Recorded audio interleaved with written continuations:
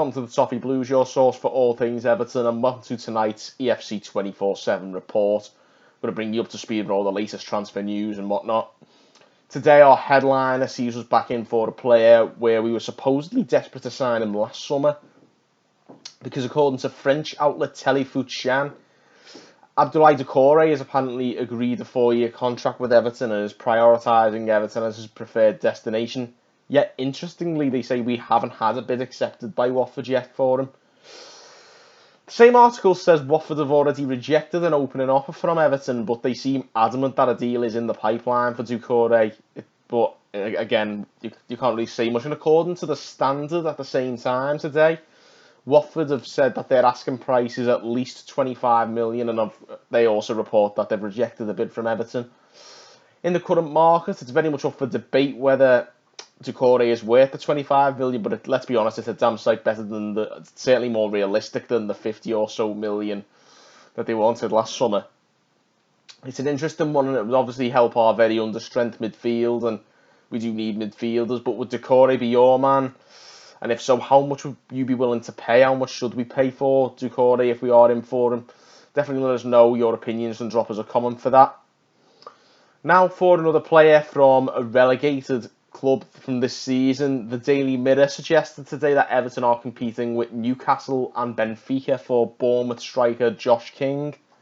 King is a pretty decent player in my opinion, and he can certainly hold his own in the Premier League. I reckon he could do a job for us. However, there are a lot more pressing positions for us to address than a striker at the moment, and given we don't need one desperately and we need to look after our pennies, the last thing we need is a bidding war with players like the Mirror may well be suggesting here.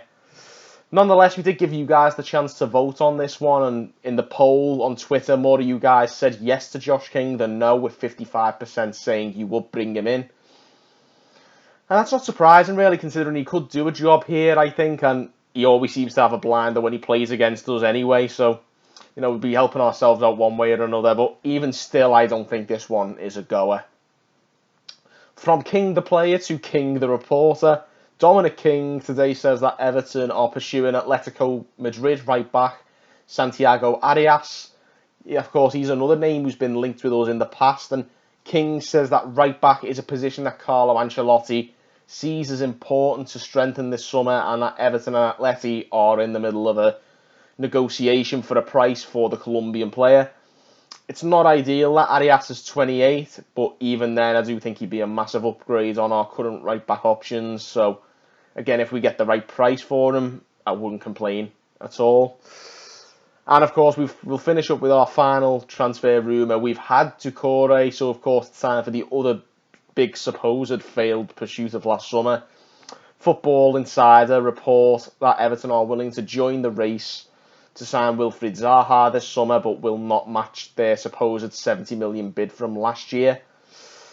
And that's good to know, because that would be absolutely shocking business. And to be honest, I think meeting Crystal Palace's asking price for Zaha in any capacity this summer would be shocking business. They'll obviously want a lot of money for him, and obviously we need to look after our money, and I don't think Zaha would be the right player for us going forward anyway. He's now heading towards his late 20s. He's also, I'm not sure if he'd fit into our new system. So I can't see there being anything to this. Thankfully, I don't think there is. There's not much behind this. Some Football Insider is anything but an insider. A lot of their stuff is clickbait. So certainly take this one with a good few pinches of salt, I'd say. And that's your lot for today. Today's rumour list smacks of Groundhog Day, to be quite fully honest. But nonetheless, give us your opinions on them. Is there a reason we keep getting linked with the same players? Could there actually be like no smoke without fire, if you like? Is there actually interest behind the scenes in these players that I've named today? Drop us a comment and let us know where you stand on these rumours.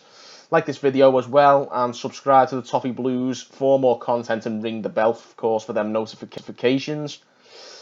But that's all from me tonight, guys, and until next time, thank you for tuning in on the Toffee Blues.